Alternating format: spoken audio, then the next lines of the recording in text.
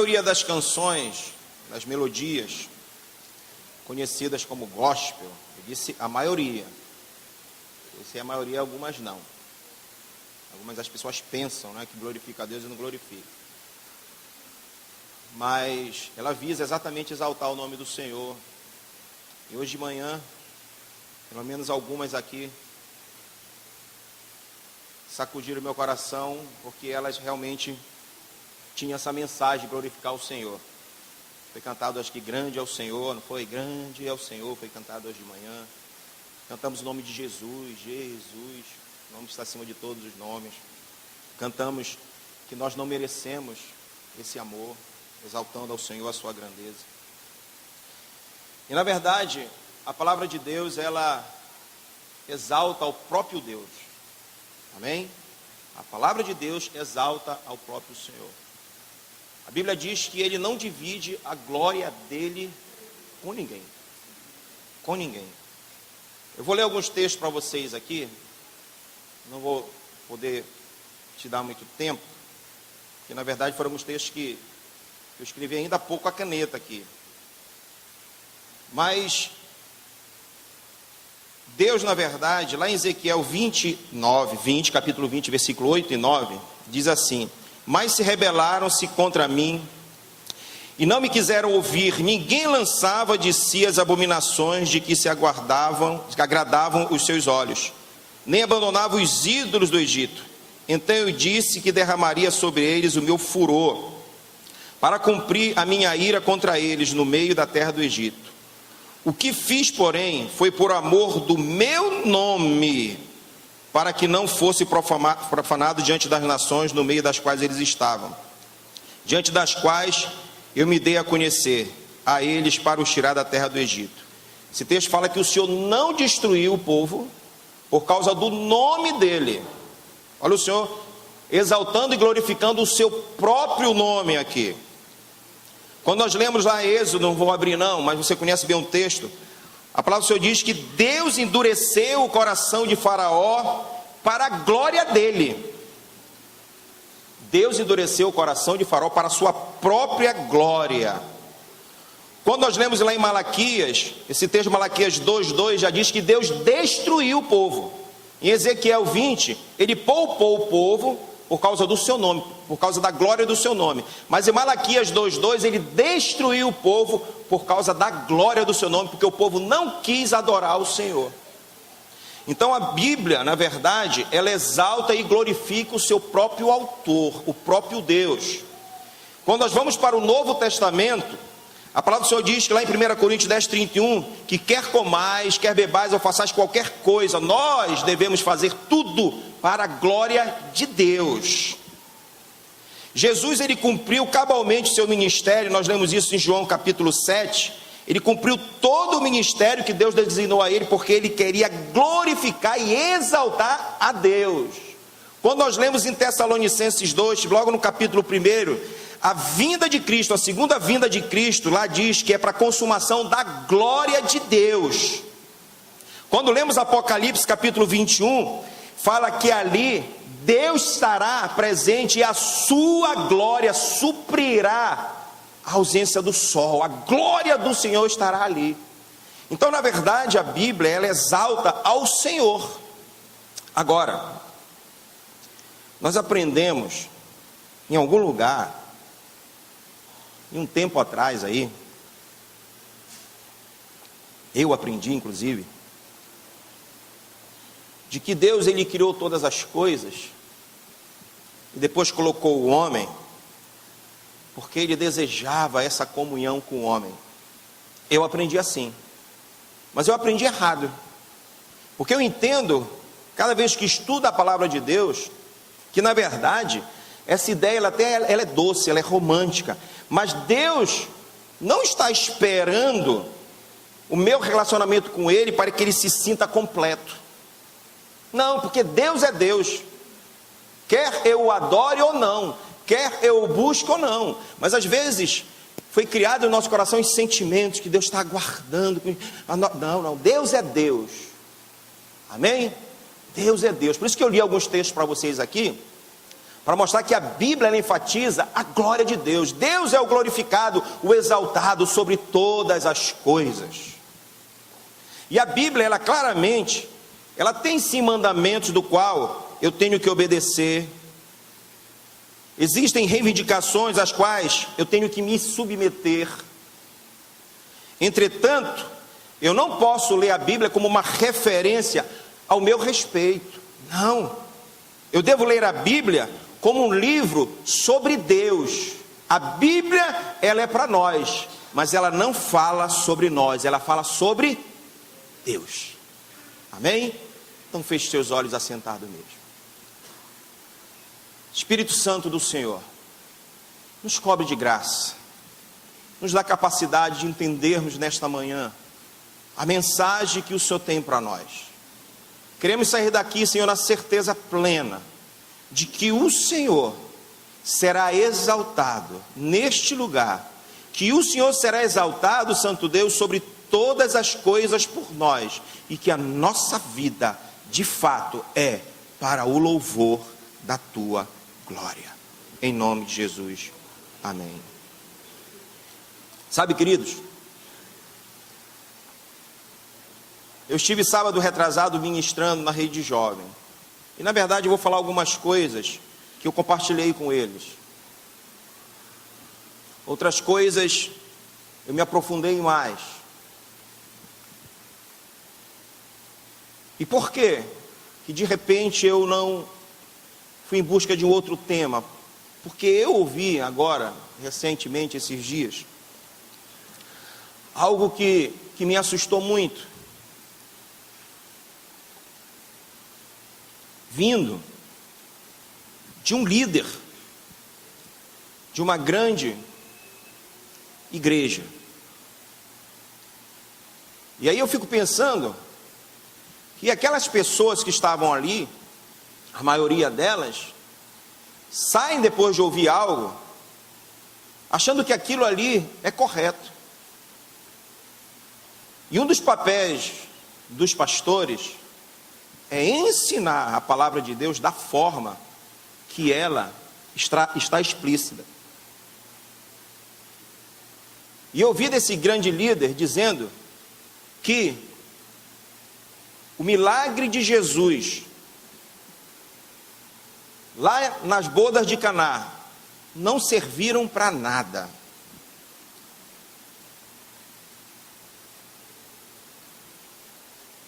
Não serviram para nada. E ele enfatiza aí dizendo porque o Senhor Jesus transformou água em vinho, para quê? E ele ainda disse assim, mas Deus, eu perguntei para Deus, para quê? Não serviu para nada. Não mudou a vida de ninguém. Não teve um homem liberto, não teve uma cura. Para que o Senhor transformou água em vinho? Primeiro que ele não entende nada. Tem que se aprofundar mais no conhecimento da palavra de Deus. O fato de Jesus ter transformado a água em vinho, aqui de cara, já nos mostra que é um novo momento,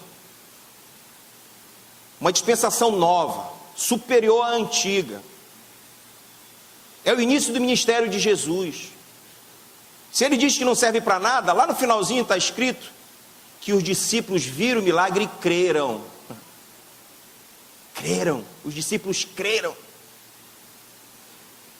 E aí eu fico pensando, e o povo concordava. Mas tu sabes por que essas pessoas falam isso? Porque tiraram Deus do centro da palavra e colocaram o homem. Por isso que eu citei alguns textos para você. Todos os textos que eu sei para você glorificam a Deus, glorificam ao Senhor. Ele tem zelo pelo seu próprio nome. Tudo que ele faz é para refletir para a glória dele. Mas infelizmente tem gente tentando tirar Deus do centro dessa palavra e colocar o homem. Ou seja, se o homem ali não foi abençoado, não foi beneficiado, se não aconteceu nada, nenhum milagre, nenhuma libertação, nenhuma cura, nenhuma multiplicação, se Deus não trouxe uma chave de um carro, uma casa, não serviu para nada.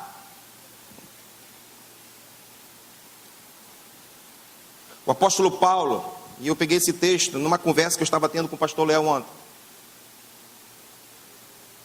Quando nós começamos a conversar, ele disse: tem um texto que tem martelado o meu coração, que é lá em 1 Coríntios 15, 19, o apóstolo Paulo, aí você abre, por favor, 1 Coríntios 15, 19,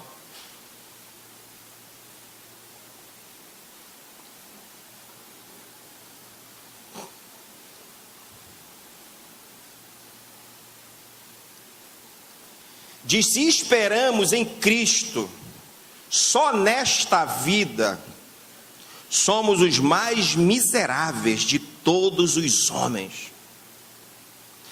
Tem gente, na verdade, que quer Cristo só para essa vida, só para resolver os seus problemas. E quando o Senhor Jesus não resolve, não serviu para nada. Romanos 11, 36.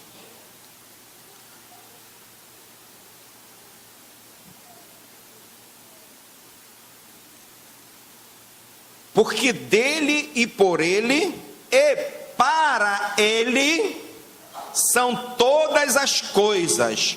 Glória, pois, a ele eternamente. Amém. Colossenses 1,16.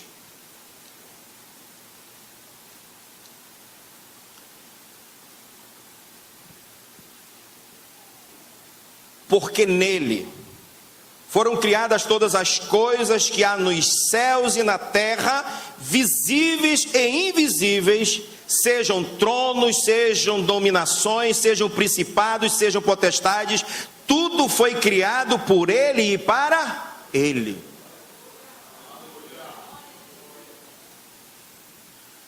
O homem, quando pecou, ele perdeu o maior privilégio de todos, que foi a comunhão com Deus.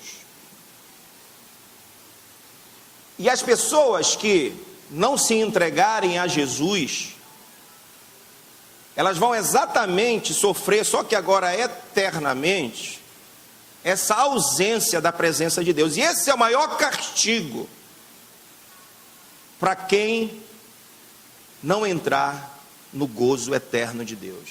É a ausência da presença do Senhor. Porém, nós sabemos que Deus, através do seu infinito amor, da sua misericórdia, ele planejou novamente o resgate dessa comunhão. Mas quando ele pensou nisso e fez isso, os valores continuaram o mesmo. Ele é Deus sobre todas as coisas. Ele não me colocou, após essa regeneração, no lugar que é dele, não. Ele é Deus. Ele continua sendo Deus.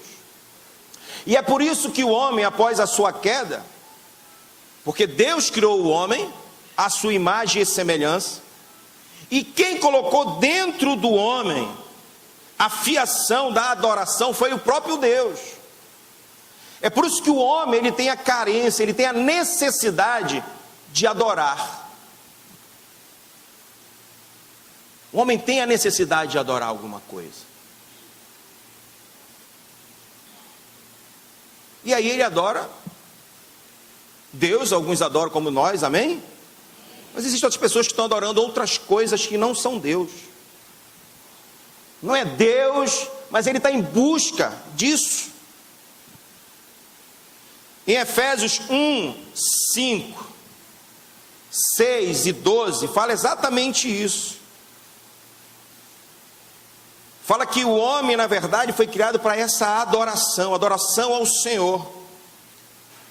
Agora, o que é que acontece quando eu, ao invés de usar o dom da adoração, que foi Deus que colocou dentro de mim, foi Deus que me deu, ou seja, Deus colocou o dom da adoração, que é para Ele mesmo, o que é que acontece quando nós adoramos outras coisas que não é Ele?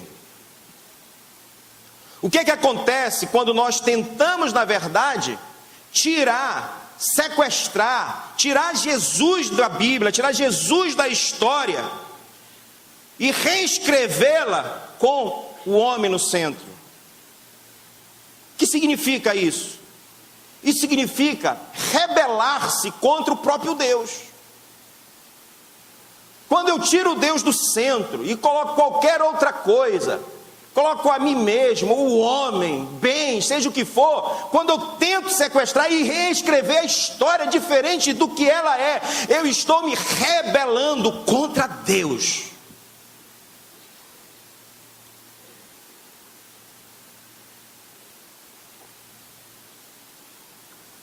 O que é que ocorre? Quando nós discutimos com Deus sobre como Ele deveria dirigir a minha vida, e quantas vezes nós fazemos isso?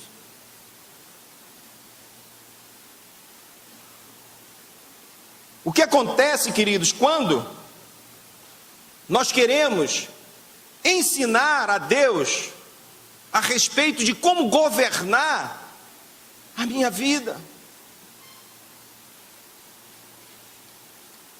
E como o homem, às vezes ele é ensinado de forma errada, onde ele é o centro, que se Deus não fizer nada para ele, não serve, ele acredita nisso. E aí quando a bênção que ele deseja não acontece, ele se aborrece com Deus. Ele se melindra com Deus. Ele, na sua ignorância espiritual, ele vai questionar Deus: por que tu não me destes? Por que tu não fizestes assim que daria certo?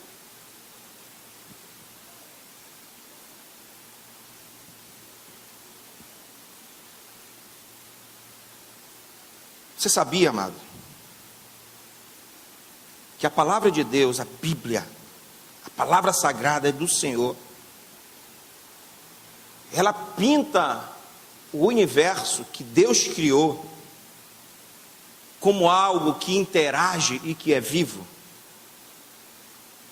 que se expressa muito melhor do que determinadas pessoas. E eu vou te mostrar isso. Em Lucas 19:40, a Bíblia diz que as pedras irão clamar se nós nos calarmos. É lógico que aqui é um sentido figurado, mas observe, querido, que é capaz de uma pedra se manifestar para adorar a Deus se eu não fizer isso.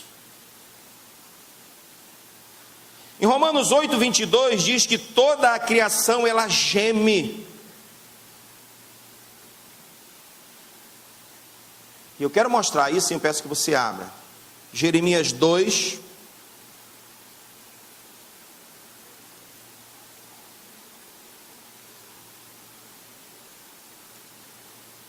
Capítulo 2.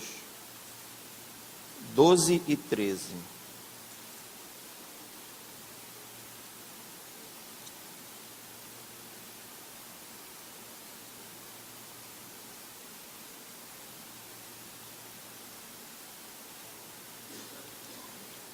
Eu vou ler um antes, a partir do 11.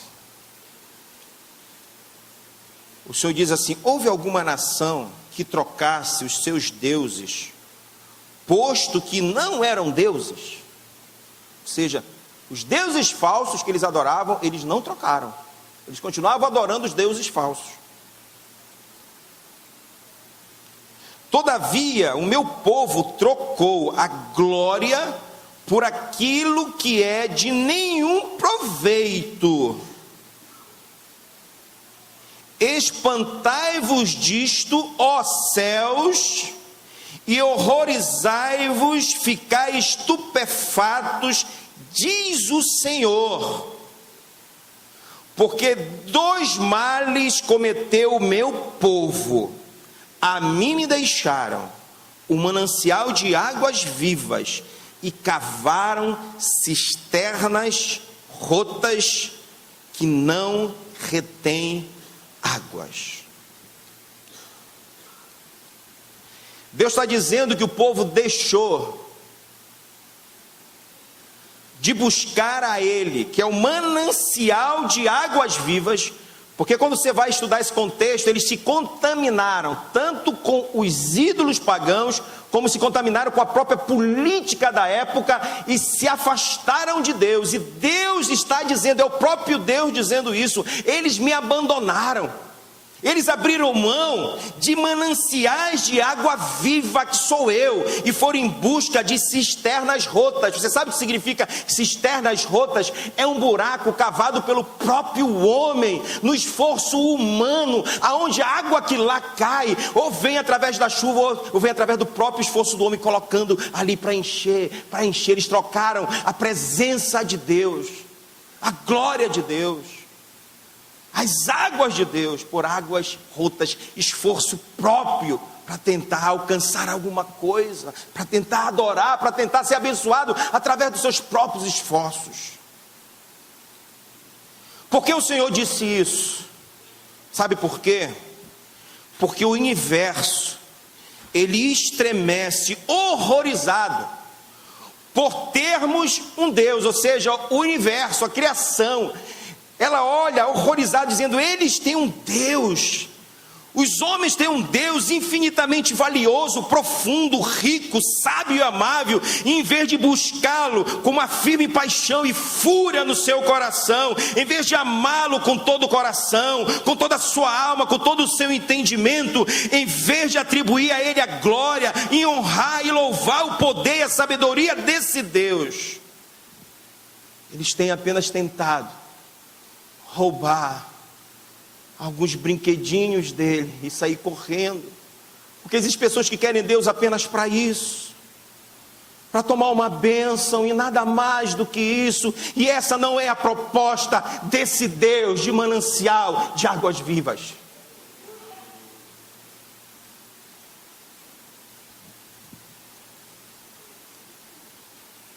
Quando nós procuramos entender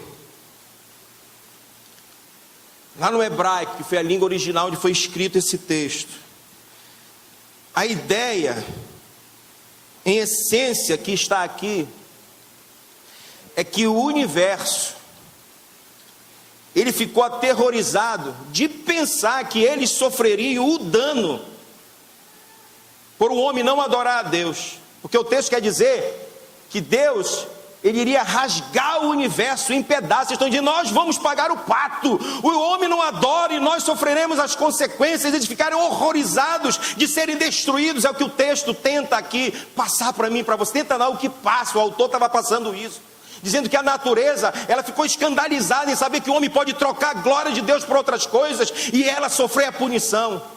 Lembra o que aconteceu quando Cristo foi crucificado e morreu? Houve escuridão sobre a face da terra. Os homens não estavam reconhecendo quem era aquele que estava no madeiro, mas a natureza reconheceu.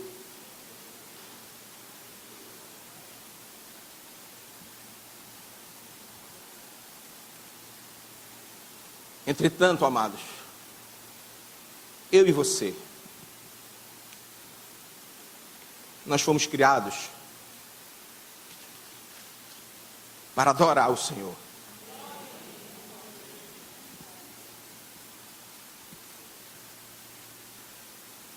Entretanto, amados, o verdadeiro adorador, ele não adora a Deus de qualquer maneira. Ele não quer esse relacionamento visando tão somente os benefícios, porque eles virão. Deus sabe cuidar de nós. Deus conhece as nossas necessidades. A Bíblia diz que antes mesmo de eu abrir a minha boca, Deus sabe o que eu vou falar. A palavra do Senhor diz que os lírios do campo são belíssimos, que os passarinhos eles não plantam e comem todo dia, e que eles não são mais importantes do que nós.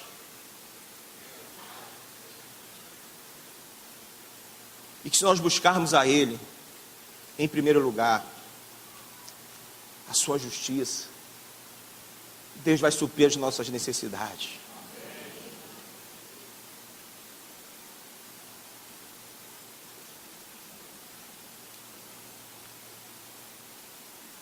Não pode ser de qualquer jeito essa adoração.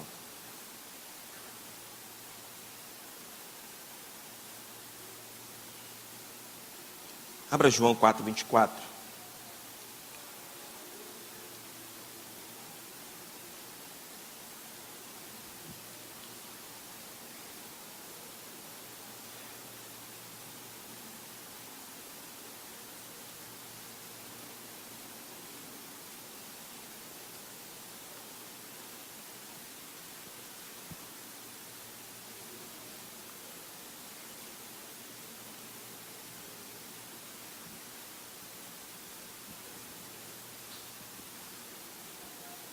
Deus é espírito, e importa que os que adoram, o adorem em espírito e em verdade. Deus é espírito, no grego é pneuma hotheos, que na verdade não quer aqui falar da definição da natureza de Deus. Não é esse o intuito desse espírito. Deus é espírito. Mas aqui descreve a liberdade soberana de Deus. Essa liberdade que Ele tem em contraste ao homem. Porque o homem é fechado muito no mundo material e religioso. Ele está dizendo: olha, se tu estás preso às coisas materiais, se tu estás preso à religiosidade, tu não vais conseguir me adorar, porque eu estou livre dessas coisas. Eu não estou preso às coisas materiais, eu não estou preso a uma religião, porque eu não sou religião. Mas você tem que me adorar com liberdade e em verdade. Você entende isso, amado? Independente das circunstâncias. Que linda adoração estava aqui hoje. Eu estava ouvindo lá embaixo. Eu não subi logo porque eu fui escrever aqueles textos à caneta e eu fui em busca das referências. Mas eu estava ouvindo.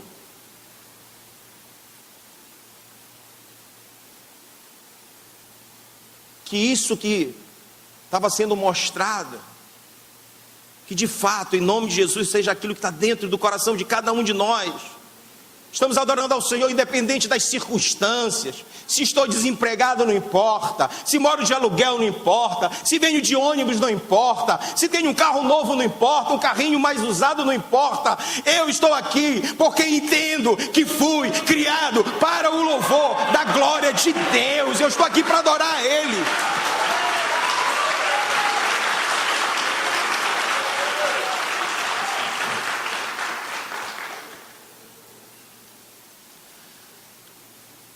O fim principal do homem é glorificar a Deus e gozar da sua presença eternamente. Eu já enfatizei que a criação, ela responde de maneiras diferentes com relação ao nosso modo de nós nos relacionarmos com Deus. Mostrei em Jeremias, no capítulo 2, que ela ficou horrorizada em saber de que homens estão trocando a glória de Deus por outras coisas, por outros deuses, que estão se envolvendo com coisas que não são relacionadas ao Senhor. Mas eu peço que você abra em Isaías 55 e já se coloque de pé em nome de Jesus.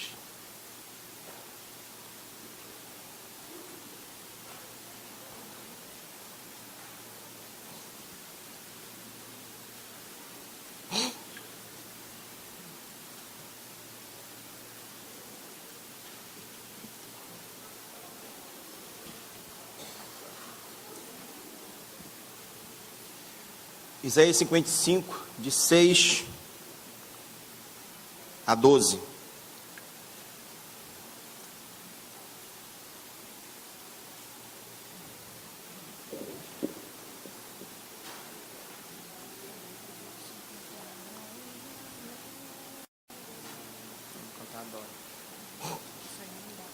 Talvez, amado, por aquilo que me ensinaram. Porque é muito forte essa linha da prosperidade sendo ensinada nos nossos dias. Quando Jesus veio para a sua missão na terra, o povo judeu, ele estava dividido em vários segmentos religiosos, igualzinho nos nossos dias. Só muda o tempo, as coisas são bem parecidas.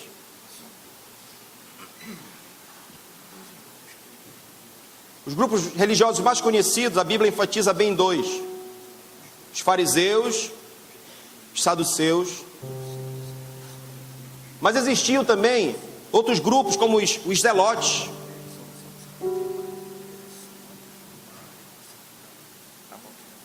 Os essênicos. E eles estavam brigando entre si. E quando Jesus estava no meio deles, eles não concordavam com Jesus, porque Jesus não era aquilo que eles estavam esperando.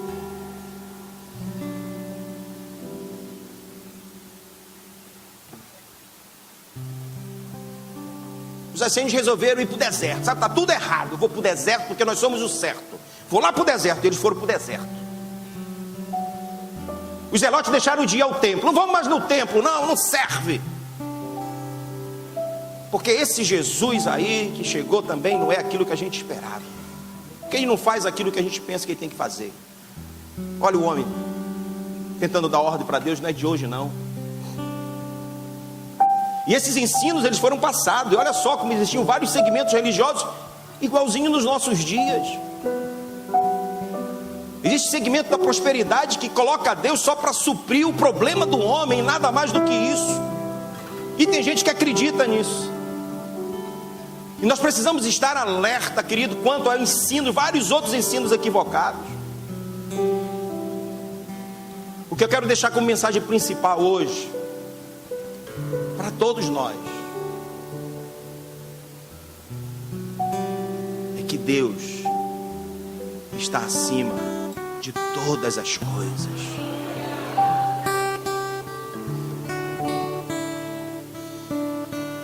Tem um ditado que diz: manda quem pode, obedece quem tem juízo. É exatamente isso. Deus é que determina as coisas, querido. E eu, como servo, se de fato sou servo, tenho só que acatar as ordens do Senhor.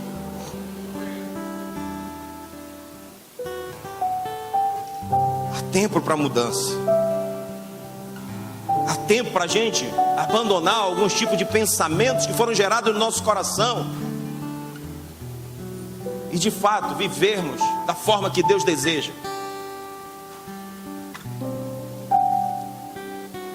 Buscai ao Senhor enquanto se pode achar, invocai-o enquanto está perto.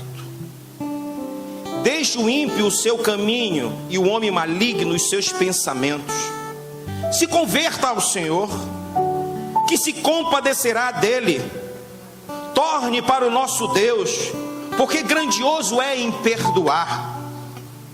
Porque os meus pensamentos não são os vossos pensamentos, diz o Senhor, nem os vossos caminhos como os meus caminhos. Porque assim como os céus são mais altos do que a terra, assim são os meus caminhos mais altos do que os vossos caminhos, e os meus pensamentos mais altos do que os vossos pensamentos. Não é como você pensa, porque assim como desce a chuva e a neve dos céus e para lá não tornam, mas regam a terra e a fazem produzir e brotar e dar semente ao semeador e pão ao que come, assim será a minha palavra que sair da minha boca. Ela não voltará para mim vazia, antes fará como me apraz e prosperará naquilo para que enviei.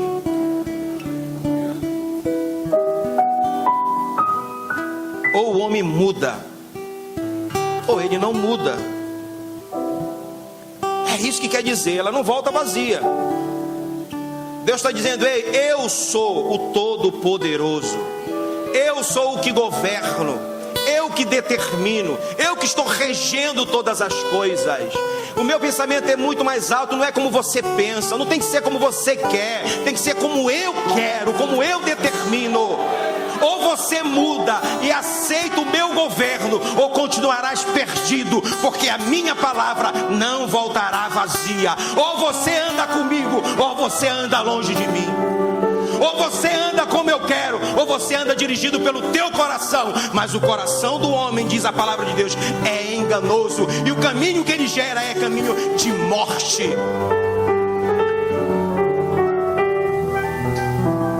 Mas para aqueles que ouvem a voz de Deus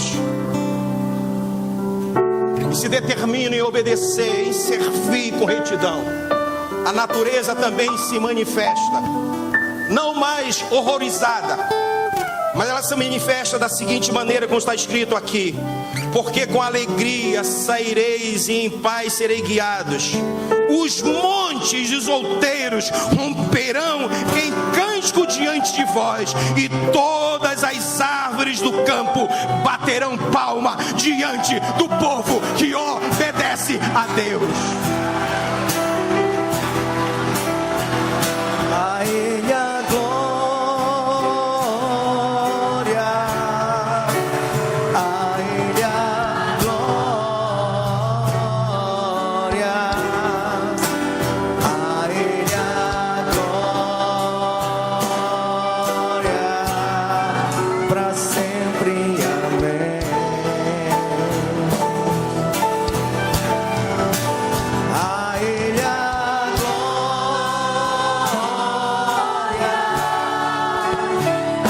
Ele a glória, a Ele a glória,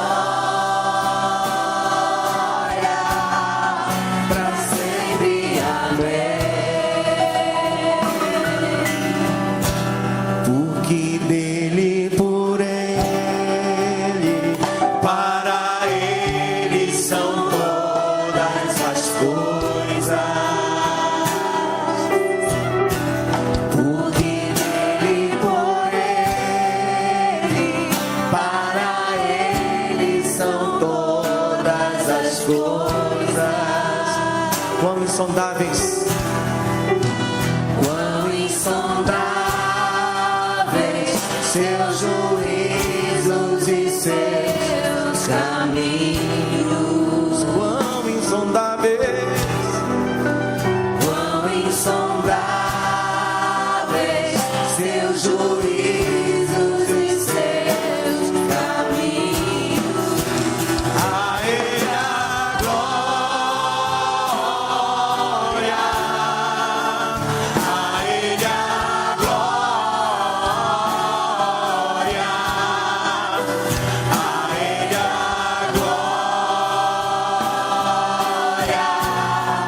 para sempre, amém. A Ele a glória, a Ele a glória, a Ele a glória, para sempre, amém. Levanta a tua voz, igreja, e declara: a Ele a glória, a Ele a glória, a Ele a glória, para sempre, amém.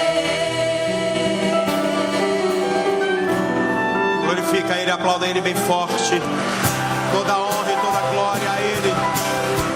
Todas as coisas foram criadas por Ele e para Ele. Os céus são o trono do Senhor, e a terra estrado dos seus pés.